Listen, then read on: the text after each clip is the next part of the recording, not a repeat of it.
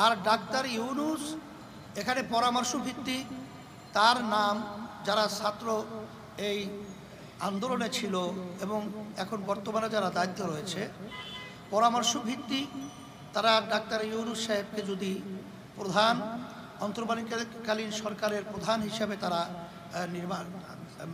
দায়িত্ব দিয়ে থাকে, তার মাধ্যমে কি হয় বা না হয় সে তো রাজনৈতিক ব্যানারে কখনোই সে কাজ করে নাই।